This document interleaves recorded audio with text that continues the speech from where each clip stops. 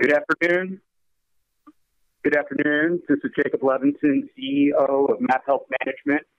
I want to thank all of you for tuning in today or logging in today and listening to the Vote for Recovery in 2016 webinar. We've been really excited about bringing this presentation to you guys, and again, thank all of you for taking time out of your day to hear about this critical and very important topic, which is, I think, grabbing national attention, especially across 2015 and as we enter the early part of 2016, is a major conversation for all of us and has become a major piece of the current election cycle that we see. So we would like to focus on some of that today, but first I want to introduce the panelists that we have on board with us. Again, I'm Jacob Levenson. I'm the founder and CEO of Mass Health Management. We also have Greg Williams, who's the co-founder and executive vice president of Facing Addiction. We have Gina Thorne, who is the leadership in the Treatment Professional and Alumni Association, also known as TPAS. And Gina also serves as vice president of marketing at Lakeview Health. And we have Dr. Tom Kimball, who is director of the Center for Collegiate Recovery Communities at Texas Tech University. So I think we have a really nice, diverse set of panelists here who have a real diverse and different expertise across the spectrum around addiction and data and the recovery movement. And so at the same time, we welcome your questions. We have quite a few attendees. We're going to attempt to get to all the questions at the end. So please use your panel, submit questions. We have staff here that is going to write these down. We'll address these, and we'll call your name out, at least your first name and the initial of your last name. With that, I want to hand off to Greg Williams, and what we're going to do is go through respective organizations and talk a little bit about what these organizations do before we get into the poll results. So Greg, please take over and tell us about Facing Addiction. Thanks, Jacob, and glad to be here. My name is Greg Williams, and I'm a person in long-term recovery. And for me, that means I haven't used alcohol or other drugs since I was 17 years old, over 14 years ago. And it's a pleasure to be talking about this important issue today on behalf of Facing Addiction. It's a national health crisis that we're in, and Facing Addiction began on October 4th. Many of you might have heard about it or joined us for the rally on the National Mall called Unite to Face Addiction. Facing Addiction is an entity that has a vision to bring the best resources in the field together to reduce the human and social costs of addiction every year until this public health crisis is eliminated. And we do that through a couple different ways. First and foremost, in these early years, it's about changing public perception of who gets addicted, what is addiction, how we feel about addiction, and building public empathy and support for that. Increasing access to effective, I think, is the key for this webinar. Prevention, treatment, and recovery support programs, science, evidence-based practices, and widely sharing the proof of long-term recovery. We can go to the next slide. Just to recap a little bit about Unite to Face Addiction, we hope it perhaps becomes the AIDS quote moment for addiction, and tens of thousands of people came out to Washington, D.C. from 700 plus different organizations, families who've lost loved ones, people in recovery, the faith community, the labor community, the LGBT population, Latino and African American support. We had, the Surgeon General announced the first ever Surgeon General's report from the stage, as well as some rock music from Steven Tyler and Sheryl Crow and Joe Walsh, among others.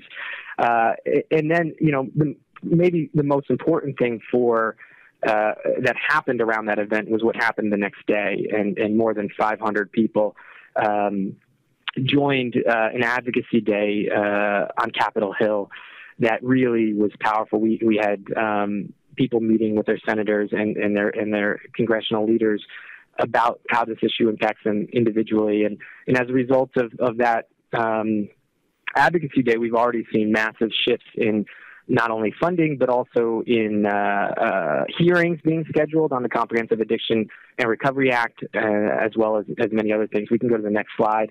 I think it's just some photos from October 4th, and there's just a nice quote from Stacia Murphy, who is a longtime leader in the recovery movement, and she says, "It's our time. I absolutely believe it. We have to find and open the hearts, and I think the hearts want to be opened." And those are just some photos from the National Mall amidst a hurricane on October 4th. And timely, I wanted to just throw this in at the last minute. I appreciate Knapp letting me throw this in. But yesterday, $1 billion, $1.1 billion of proposed new funding was announced by the fiscal 2017 President Obama's budget. And this just happened yesterday, and it's specific to the opiate crisis, specific to sort of an evidence-based treatment protocol. $920 million of that is going to close the addiction treatment gap. For those of you who don't know, only 1 in 10 people who ever seek care for addiction get it. And so that results in 90% of those who want treatment or need treatment aren't able to access any of that care. So a lot of this new proposed funding is to aim to close that gap and remove any barriers. And so we are starting a massive letter writing campaign to thank the administration, but also show congressional leaders, because this is just a proposal. This is not realized funding yet. It's going to require a lot of advocacy and a lot of voters and a lot of constituents to get out there, and regardless of partisan politics or anything of that, people supporting policy leaders who stand to end the discrimination around addiction. So I hope you guys take a time to go click that sign-on letter, share it. It takes 10 seconds to sign it, 10 seconds to share it. And we hope to deliver tens of thousands of signatures by next Tuesday when the budget is released to congressional leaders, and we could use your help with that. And with that, I will throw it to Gina to tell you a little bit about TPAS. Good afternoon, everyone, and it's my pleasure to be on this panel with such a distinguished group of individuals. While I am very excited to be representing TPAS, I'm also equally excited to be standing side by side with other advocates who are looking to address this public health crisis and generate the awareness that's necessary in order for us to see change happen in our country. TPAS is a profoundly unique organization in our treatment addiction industry that evolved in the last 6 or 7 years by really looking at how collaboration is such a critical piece in improving outcomes for our alumni and others in recovery. We all know that oftentimes, and this may be a point of conversation later on in our discussion, that when we look at the treatment addiction field, it can be very fragmented, and there's a lot of us versus them that can go on. One of the things that TPAS was very successful at accomplishing was bringing like-minded folks together to share ideas and concepts that would allow us to move the needle and be more successful in helping our alumni and our individuals in recovery stay sober longer, and their remissions rates are longer, so that we can really build that safety net of support for them. And so the mission of our organization is to promote innovation and best practices and look at professional development to strengthen recovery communities and enhance the treatment continuum. We're a small organization, but we're growing exponentially every year, and we're very strongly linked as a volunteer group. So we have one paid staff person that works as a back support person to help us. But at the end of the day, our focus is to really generate momentum with those people in the field who are hungry for best practices and collaboration so that we can help people in recovery stay sober. So next slide, please. So our overview is we are a professional membership organization. And what does that mean? We originally started out as an organization that really reached out to those alumni coordinators and directors from different treatment facilities around the country who were building alumni programs but didn't know where to begin. So we have some of our veteran treatment facilities in our industry that have been doing this successfully for years and years and years, but we had people who were coming into positions as alumni directors and coordinators who had no idea how to launch an alumni program. How do they engage alumni so that they can stay sticky, if you will, to the recovery that they experienced when they were in treatment. And so we had a founding member, Lori Ovenauer, who was motivated to find the support for alumni services. She was working for a residential treatment program in Colorado, was new to the alumni world, and basically picked up the phone and started calling different people saying, how does this work? How do we do this? And through the course of just asking those questions, which I think is how a lot of great movement happens, we were able to see some significant momentum of other folks getting on board going, you know, we need more of a safety net or a place for people to get together who are looking to try and establish really strong alumni groups and aftercare and recovery-oriented systems of care models for our alumni when they leave treatment. Since then, since 2010, this organization has grown into a 36-member strong group that represents 75 professionals and alumni nationally.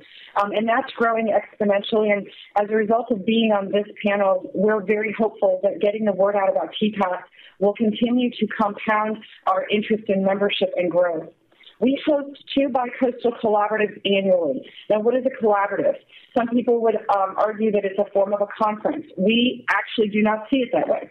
A collaborative is an opportunity to bring people together so that they can genuinely share ideas about what worked for them in growing their alumni programs or what didn't work for them and what they might want to do differently. We offer mentoring and support for these alumni folks so that they can be successful, not just while they're at this collaborative, but throughout the year. So they're small, they're intimate. We have one coming up in April that's going to be in Virginia Beach. There will be more information about that later on. But we use these collaboratives as opportunities to bring people together so that we can generate agenda, generate ideas, and that when they leave, they have a robust book of ideas and information that they can take back to their leadership and talk about what is going to be successful in helping patients after they leave treatment. And so we're very excited about offering those collaboratives. We started out doing one annually and on the West Coast. Last year we did 2. We hit capacity for both of them, and we will continue to host them on the East and West Coast because we know that there's such a high demand. We also offer mentoring and coaching to new alumni programs that are just starting, and then we reach out to existing alumni programs that have been around for a long time and asking them to provide their insight and support for other programs that are just starting out. And we also offer professional training and education opportunities for alumni professionals to gain a richer understanding of what ROSC is. And so this TPAS movement blends in beautifully with what Greg was talking about earlier, and we're excited about the prospect of where it's going to go next. I spoke with you quickly about what a collaborative is, and just to reiterate, it is a use of open space technology, which is a process that really generates activity around, and creativity inspires collaboration and motivates idea into action. And again, attendees will identify issues and questions they bring to this event and talk about them with their peers and their contemporaries so that they can be solution-focused around what they can do to be successful in engaging their alumni and helping with post-treatment. The participants of the collaborative typically get innovative ideas around program development. They identify new contacts with people around the country that they can reach out to for support throughout the year. They get a fresh perspective about what alumni and recovery support services look like. They have a renewed motivation. Many of the alumni folks that we speak to feel like they function in isolation and they don't have support. But when they come to these collaboratives, they find that there are other people that are like them addressing a lot of the same issues and concerns that come up. And so when they leave the collaboratives, they walk out the door with a book of resources that they can lean on when things come up and they need help. They also have an opportunity to become part of a community that fosters our new recovery movement and all activities for long-term recovery support. So TPAS is 100% steeped in this idea that we want to empower our patients who are in treatment to see themselves as a person in recovery and are totally motivated to be self-directed in their recovery going forward. That it's not being dictated to them, but that they are now embracing this concept of, I can be in charge of my recovery and this is what it's going to look like. Next slide, please. And this is just an example. We consider ourselves inspiring recovery champions. We do invite you to consider being engaged with TPAS. We invite you to attend our next collaborative, which will be in late April. Next slide, please. And this is just some basic information for you to, if you're interested in learning more about it, you would like to get more engaged with TPAS, our next collaborative is April 24th through the 27th. Feel free to access the link there, and also you can give Lauren Kirchberg a call. She's our TPAS business manager, and she'd be happy to give you more information. And with that, I'm going to go ahead and turn it over to Tom to talk about Texas and what they're doing with recovery communities. Thanks, Gina. So great to be on the panel with Greg and Gina and Jacob, three people I have tremendous respect for what you do. And my name is Dr. Tom Kimball. I'm the director of the Center for Collegiate Recovery Communities. Happy to say that we're celebrating our 30th year as a collegiate recovery community, and just really excited to be part of this amazing movement that's happening in recovery. At Texas Tech, we offer a community of recovery support to 125 students, both undergraduate and graduates who are in recovery. What we offer is a supportive and protected environment for people in recovery pursuing their higher education on what we consider in a hostile environment, which is a college campus where there's so much drug and alcohol use. A lot of times when I try to explain what we do to people who don't really know, the way I like to explain it is that just like student athletes or veterans on college campus need specialized services, what we found is that when we offer specialized services for people in recovery, they do tremendously well in higher education. My 125 students, their average GPA is a 3.4. They graduate at very, very high rates with very, very low relapse rates.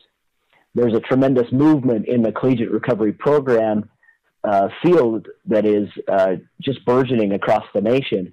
And as we've begun to do research on the variety and diversity of collegiate recovery programs throughout the nation, what we found is that each one of these are having similar success.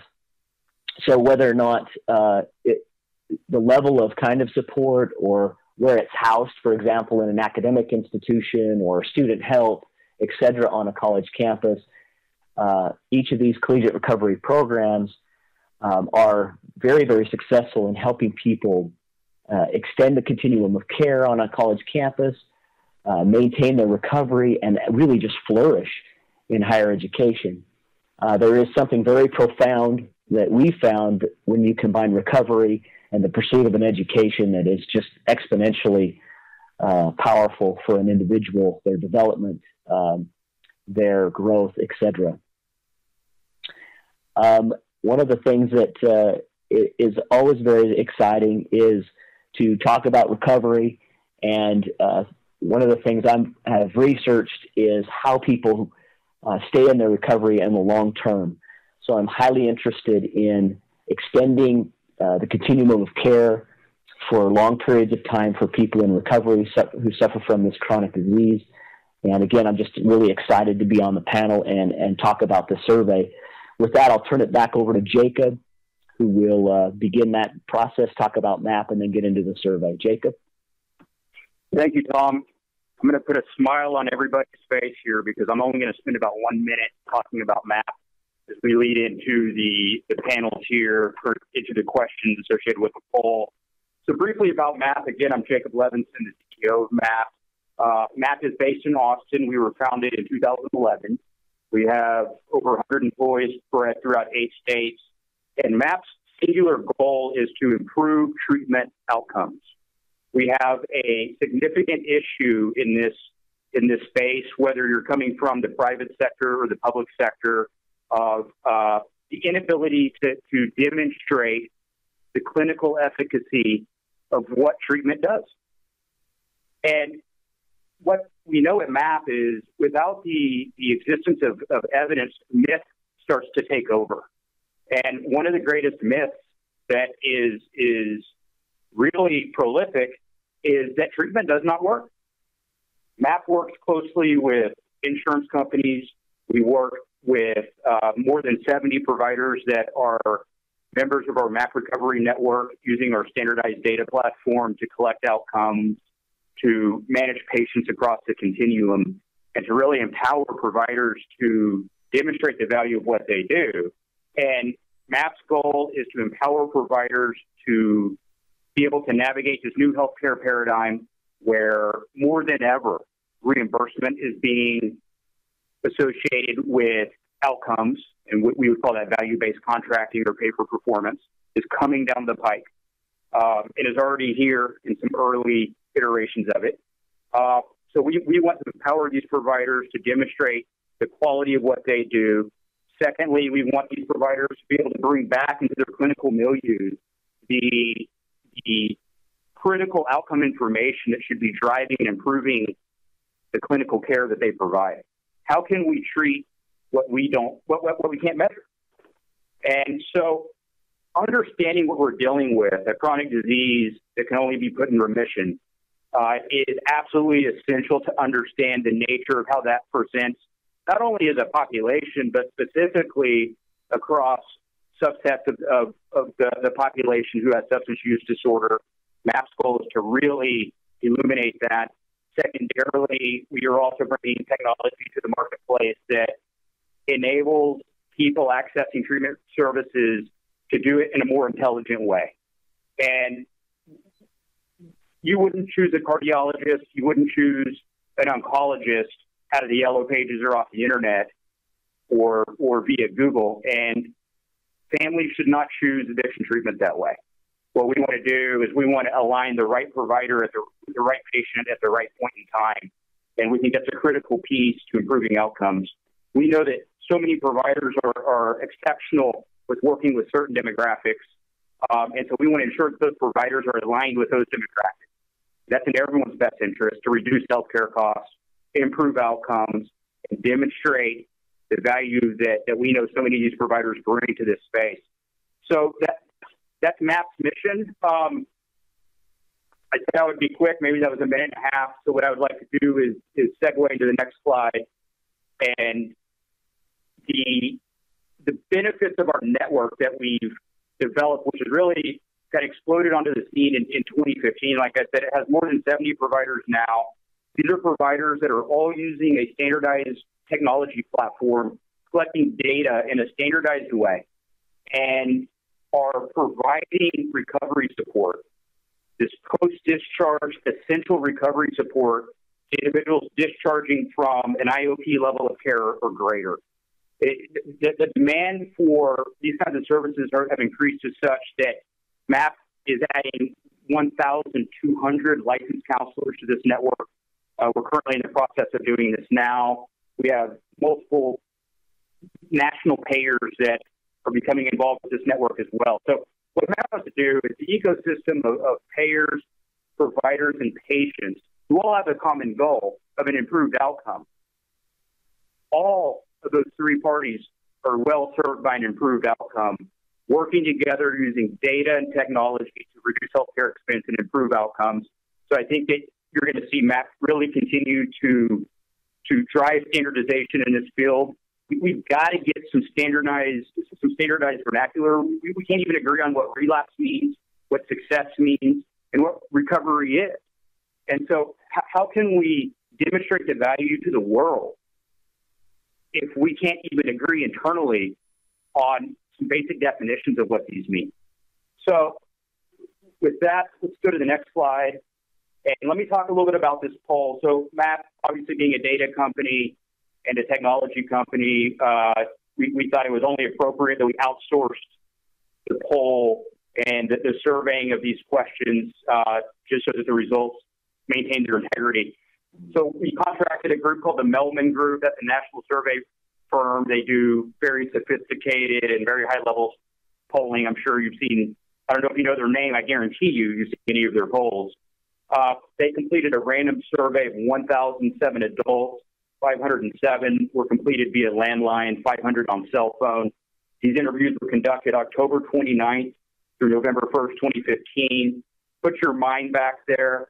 I think a lot of the opiate conversation was obviously big.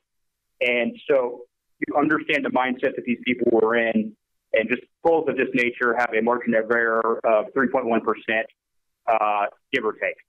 So a little bit of basics. What I'm going to do, and to really, I think, bring the most value to all you who've been kind enough to tune in, is I'm going to read the question because I'm not sure that everyone is actually visually seeing it. So I'm going to read the question, I'm going to read the answers, and then I'm going to ask each panelist for their opinion and just giving their own perspective in their respective fields of expertise on what this response means to them.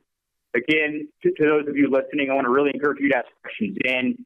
We're here to answer challenging questions, so please do that in the little form entry field on the lower right.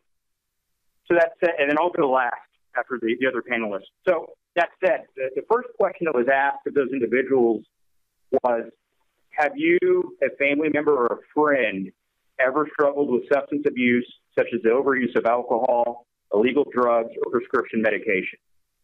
4% responded yes, they themselves have. 13% responded yes, a family member has. 7% responded yes, a friend. The collective of those three is 19%. And then 80% responded no. Greg, you've been silent the longest. Let's go to you, Greg, and see how the results strike you and what your comments on that would be. Well, I think it goes to the heart of, we know this is obviously not the case from the population-based data that we have nationally. I think a lot of it goes to language and how we phrase questions and how we ask people. I'd be interested to know overuse, and people's, in the word substance abuse. I mean, I think from a personal perspective, when I was active in my addiction, I didn't consider myself an abuser. It's not a word that I associated with the illness that I was suffering from or the struggle that I was suffering from. And so I think it's really interesting when we look at different surveys and look at that. But it certainly speaks to the heart that it's a issue that a lot of people don't want to face and don't want to look at, and we want to look at the other way. And so I've stood in auditoriums and read a number of polls when you ask the question a little bit different, and 2/3 of the room go up. So I think this particular question in the survey might have had a little bit of a language question, and I don't necessarily believe that 80% don't have a family member or friend who struggled with addiction, because it doesn't match up with the population data. Thanks, Greg. Gina, you want to provide your insight? Right.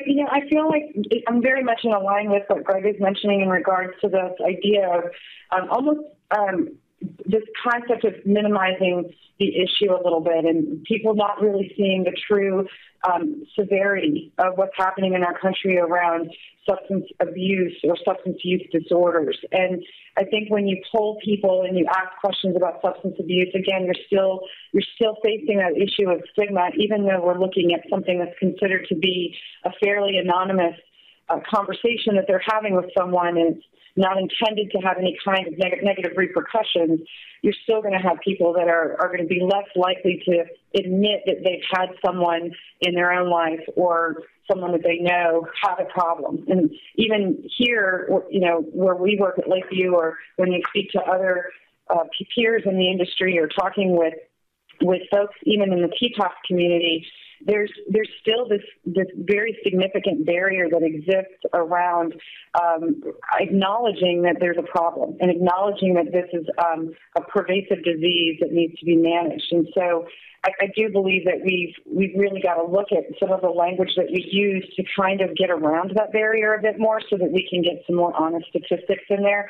I think this is about as honest as you're going to get from the way that this is worded, but I suspect that if maybe you even took out things like have you, a family member or a friend, ever struggled with just prescription medication, you might have somebody have very different data responses versus throwing in there alcohol or illegal drugs, because people don't necessarily want to identify with those other two. So it's really kind of an interesting vernacular with certain things or way it's phrased could have a very significant impact on how that particular question is answered.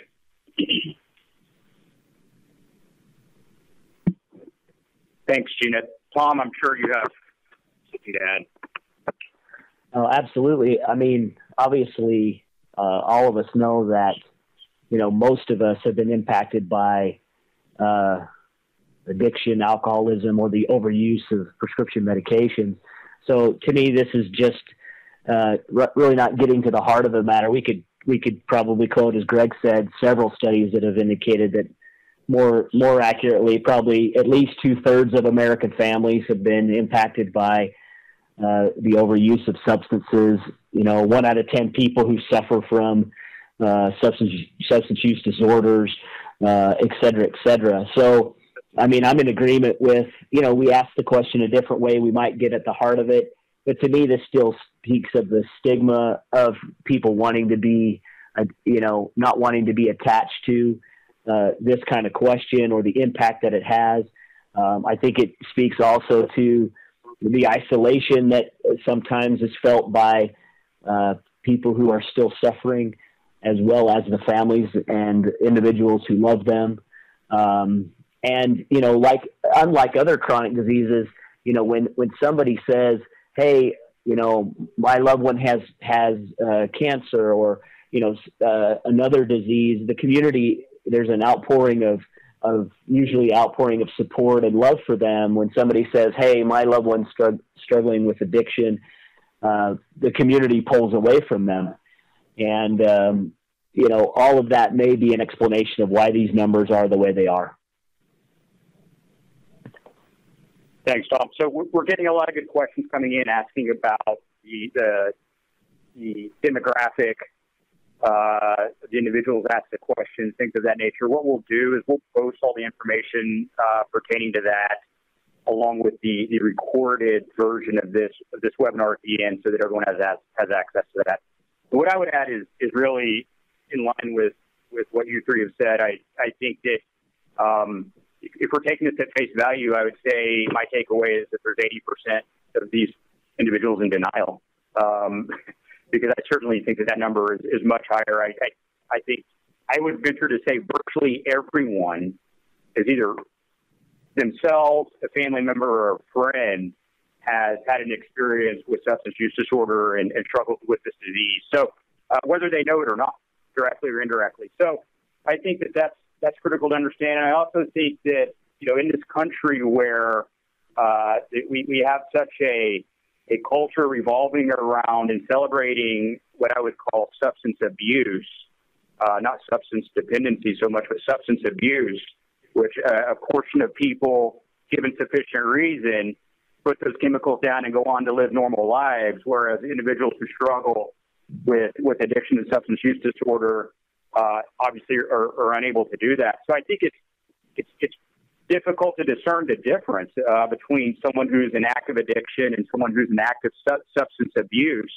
A lot of that's going to look exactly the same. So I think that there's some knowledge there. I think that some knowledge transfer that needs to happen, and really what's been said about reducing the stigma. Are any of us ashamed to talk about the diabetes that a loved one has? I've got loved ones in recovery, and to me, that's a point of pride. Recovering people are generally the healthiest and most stable people I know. They're the ones doing the work every day, right? And so with that, let's move on to question number 2. Time's running out of the hourglass on us. Question number 2, which comes closest to describing your point of view about substance abuse? Number 1, it is a chronic disease which should be treated as a health condition. Number 2, it is a behavioral issue which should be treated through criminal punishment. 72% responded chronic disease. 22% responded behavioral issue. 6% said they weren't sure. So let's just keep the same order. And Greg, you want to go first with your response?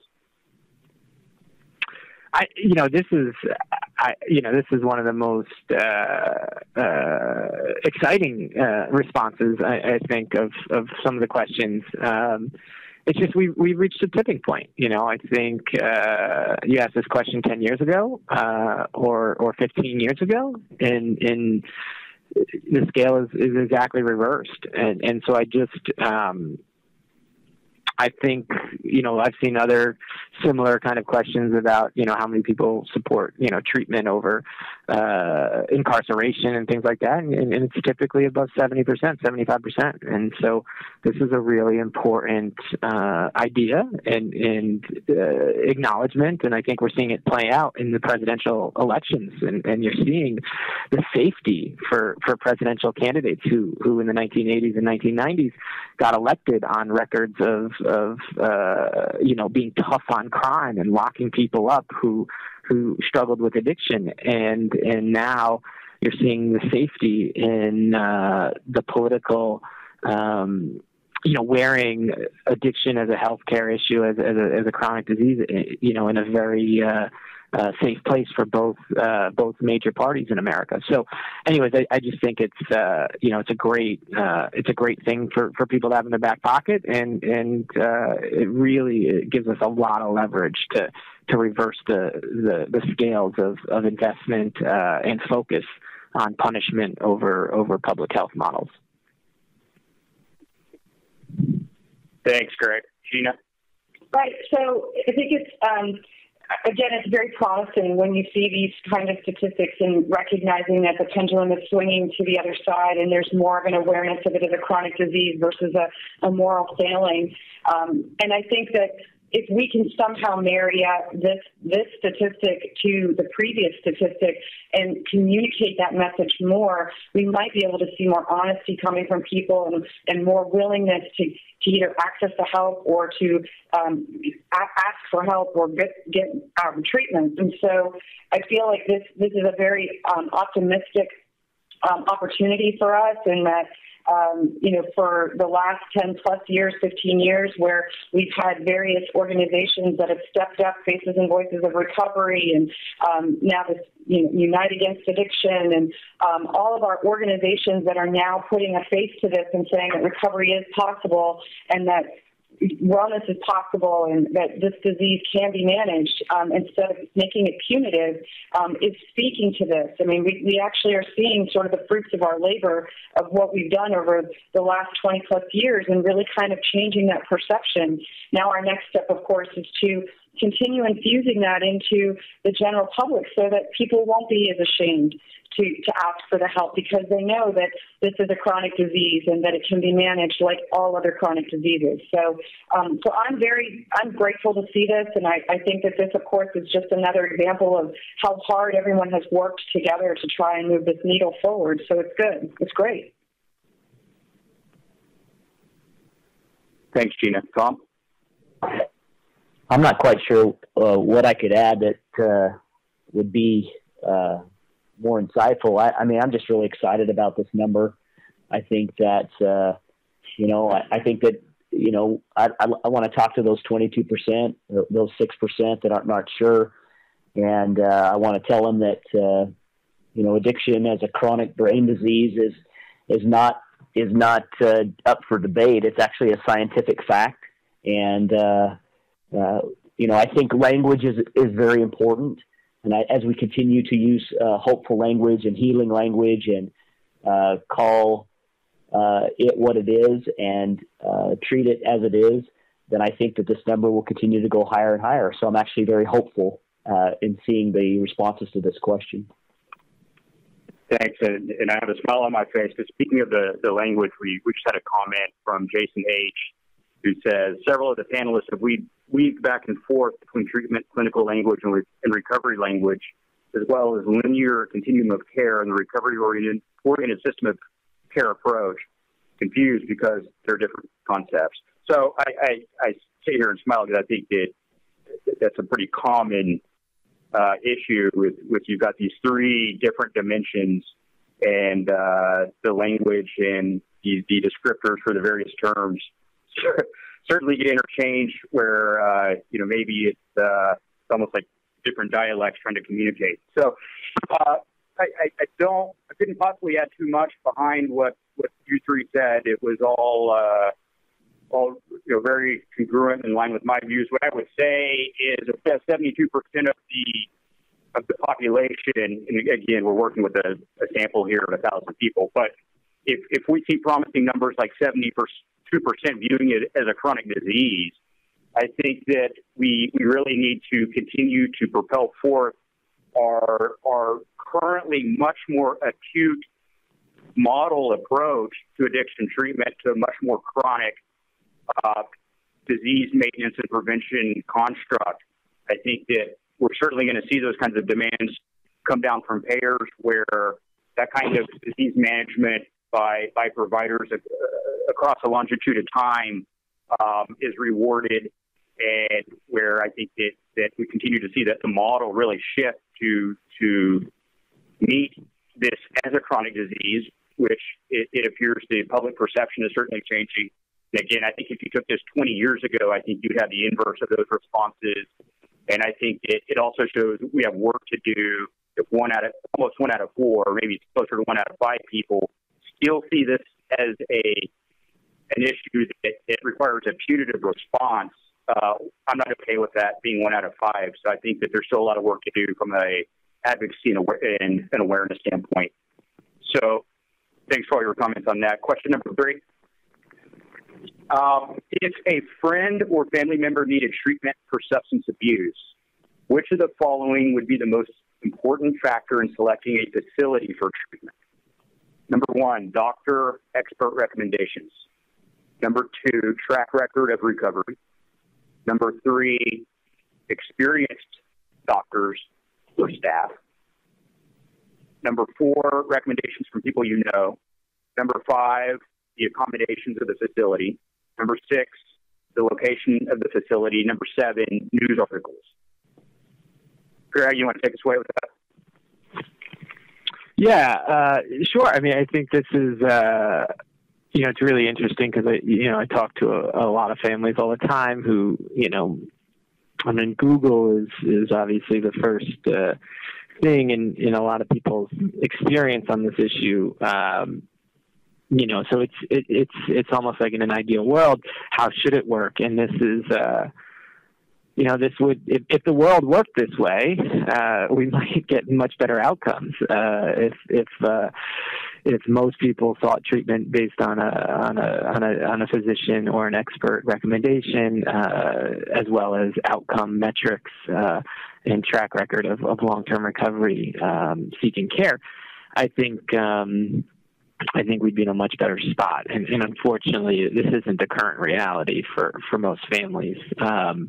It's often what can I afford, what Google AdWords were bought that day, and I do think recommendations from people is high on the list today, and often I think that plays a huge role in all of healthcare or health issues, and I think it's an important thing for people to think about. I think that peer-reviewed, peer guidance kind of thing. Does it really need to be a do-it-yourself kind of illness where you go and do all the searching for the expert through your friends and family and on the internet, or should we have some systems in place that really help people guide based on evidence and numbers and all of that? So anyways, it's definitely, I wish the world worked this way for sure. And obviously the survey participants agree that this is how it should work. Gina? I think that what's interesting is when you poll a group of people about this particular topic, the general audience tends to think that your physician, which is what you would normally go to first in finding out if there's a problem, would be the best person to give that answer. I think we could all agree on this panel that there's so much work that needs to be done in the primary care world in education about this disease and assisting and finding best resources and best practices to help them. And I think SBIRT was a great start for that in helping our primary care practices do early intervention and referral.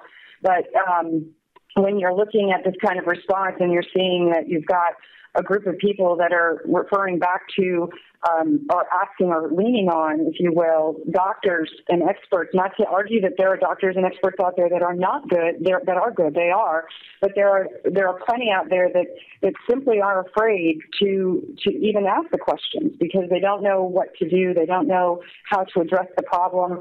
And, you know, again, it's interesting that that's where people tend to fall first. This issue of track records of recovery is interesting as well because, you know, I think when you speak to a lot of families on the phone about getting help for their loved ones, they want an instant solution. They want to know that if they're sending their family member to a treatment program, inpatient or outpatient, that they're going to get better and they're going to get better fast and they're going to get back to where they were before. And that education piece is really critical. So when you look at outcomes, you know, back to Jacob's point earlier on, as an industry and as an organization and as a field, we have an obligation to do a better job of measuring our outcomes, whether it's private providers or whatnot, and being honest about it and recognizing that this is a disease that is a relapsable disease, and it's okay because there's people out there that are doing recovery beautifully, and they might have relapsed several times, but their remission rates are getting greater and greater, and they're getting it. And so we need to focus on those pieces in getting people to understand that success is not necessarily based on a one-time fix, but that it really is a long-term journey. To speak to the point in regards to, you know, how people are accessing information about treatment and, you know, where do you go for best treatment? And obviously the internet is a massive directory of resources, which many people would argue you can't trust. And I can speak from the experience as a private provider that there's a lot of conversation happening in the addiction treatment industry regarding marketing practices and what's happening around the ethics of marketing so that we're not doing a disservice to the family member or the individual themselves so that they can actually get the best treatment possible without being misled. There's a terrific organization that's blooming called ATMO, Addiction Treatment Marketing Organization. It's being led by Ben Court and others that are really looking at how can we keep our treatment industry honest and accountable, no differently than what we would do with our patients in recovery. How do we help our providers and our partners in the field know that there's a right way to do this. There's a right way to promote your program without being dishonest. And so the questions are relevant, and now more than ever, we're having more dialogue about that in various circles so that we can do what's right at the end of the day for our patients so that they can have the resources that they need and get the best treatment possible. Okay. Gina, thanks. So, panelists, I want to encourage you. We've got 10 minutes left. We have a lot of ground to cover. Just 10 minutes. Please condense your answers from here on out, and let's be short and sweet so that we can complete the webinar. Tom, do you have any comments? Yeah, some of the participants are talking about finances. I field a lot of calls for referrals, and I think that, you know, people reach out to me because they know a friend of a friend and they know that I work in this area. And to be honest, when somebody calls and they don't have resources like insurance to help pay for treatment, I have a list of places that I send people that are, you know, state or federally funded places that can offer people services for very, very low cost. And if they have insurance, and then I have another group of people that I refer to. And that's the sad reality of where we live. And, you know, I wish that no matter where people came from as far as their resources, we could send them to, you know, facilities and places that have shown through data and efforts that they provide the best treatment. So that's kind of my thought based on this question and what the participants are talking about and the panelists. Thanks, Tom. What I'll quickly add to that is, without question, Google is placing more people in at least commercially reimbursed treatment than any other entity in the United States through organic searches, but more, and increasingly via AdWords, okay?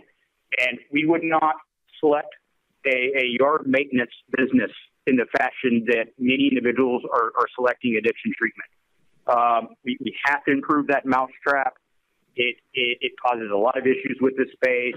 It causes a lot of issues with how payers view this space. We have to improve how people are accessing care to maintain the integrity of what this space is doing and trying to do. And secondarily, it's a critical component to ensure that the right patient is being treated by the right provider. I mean, really take that with you today and think about that. Understanding that getting the right patient to the right provider, and how just on the outset of treatment, what that does to improve outcomes along across the spectrum.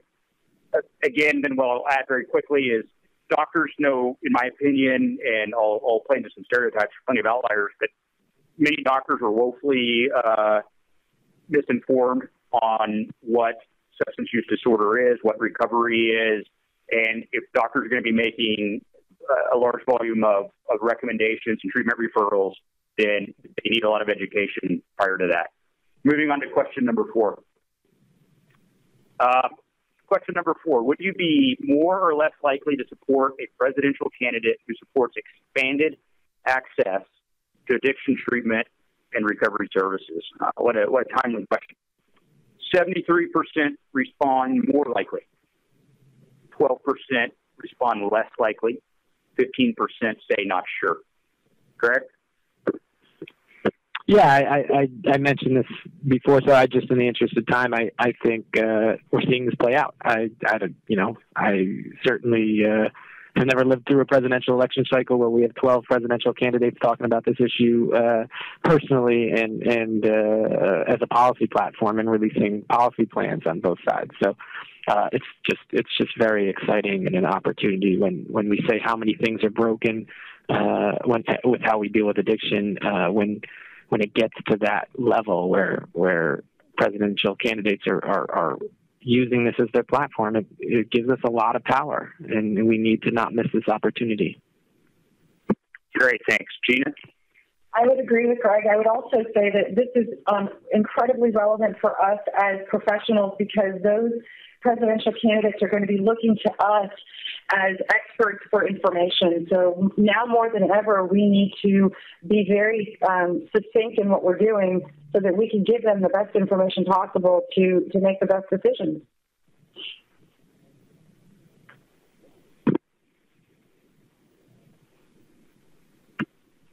Tom, you're on mute. There you go. To me, this is a top priority. We need to identify candidates that agree with this and vote accordingly. To me, given the epidemic nature of addiction, the importance of recovery for healing our communities and our nations, to me, this is the most important issue of the election. I think that a lot probably share your view, Tom. To echo what Greg said, it's been really exciting and phenomenal to see the conversation be such a center point of the national conversation with all the candidates, whether through their own desire or being forced to discuss this topic. It's necessary. The timing is right, and I think the goal is to keep the momentum of that going and making that really manifest into some real change. So question number 5. According to the National Institute of Drug Abuse, 40 to 60% of addicts / we'll change that to recovering people, will relapse following treatment. currently, Medicare, Medicaid, and the Affordable Care Act do not require treatment facilities to use the most effective science-based approach or show a track record of results. The question is, do you favor or oppose requiring treatment facilities to demonstrate a science-based approach and a track record in order to receive reimbursement for their services? 70% favor, 21% oppose, 8% say not sure. Greg? Yeah, I mean, it doesn't surprise me. Certainly the majority would like that. I mean, the interesting thing as we move towards long-term recovery, management and recovery-oriented systems of care, it's going to be really important for professionals in addiction treatment as well as individuals in recovery and part of recovery community organizations to figure out the best way to help one another in this process because as addiction treatment stands today and it's an acute care framework for a chronic health problem, it's not necessarily well positioned to have long-term outcomes. And so how do we build these bridges and build these allies between ongoing recovery supports in communities and online and other things like that that supplement and actually increase outcomes for clinical services. So it's that's where the rubber meets the road, and look forward to being in an environment that explores that question. Gina, I'm going to have to pigeonhole you into 30 seconds or less. I agree with Greg. Fantastic. Tom, you've got 10 seconds. Ditto. All right. What I would say is, and I'll give myself 10 seconds, is look, we all, and it's another webinar, value-based reimbursement, P4Q. It's coming. We have to make sure this is equitable to providers. Payers are obviously, they're in the business of paying out as little as possible. Okay. And we have to make sure that we have an equitable construct here in this value-based reimbursement paradigm that we're entering. That said, I'm going to give some 5 seconds of parting thoughts here. Number one, I think we had several hundred questions come in. Obviously, we were hardly able to get to our slide, much less the questions. What we're going to do is we're going to post this recorded version. We're going to attempt to answer every question that was asked and post that in a document with this. We'll anonymize the individuals who asked. Thank you for your participation. MAP is going to start hosting many more of these with a different set of panelists, and I think we'd love to have Greg and Gina and Tom back. Thank you, three, so much for your participation and your insight today. Greg? Yeah, thanks, Matt, for hosting it. Thank you for doing this survey. We need a lot more data out there to educate people on the importance of their voice. I mean, I think the takeaway from all of these questions in this survey is the importance of their voice in 2016. This is our year. This is our moment, and let's get engaged and stay engaged because we have a big opportunity before us. And I just want to say this one last time. People are asking, will these questions be answered before the webinar? And no, unfortunately, we don't have time. We will answer these in writing and post, and we will inform everyone via email where they can come see the answers to their questions. Gina, parting thoughts, quickly? I just wanted to thank all of those folks that took the time to be on this webinar today. It's a very relevant topic, very timely topic, and we hope that the information provided will help inspire and motivate you to create action in your circles as well. So we look forward to banding together this year and seeing great change happen. Thank you, Gina. Tom? Exciting time to be part of the recovery advocacy movement. Just really great to be on the panel. Great questions coming in from the participants. I think Greg said it best. This is 2006. It's our time. So let's move forward. Yes, we will also, to the individual asking, yes, we will post copies of the webinar slides. We will post this entire recorded webinar, and we will post answers to these questions, which may take us a day or two to respond. Thank you all again. We look forward to seeing you on another webinar. And again, appreciate the panelists and all their time. Everyone have a wonderful day.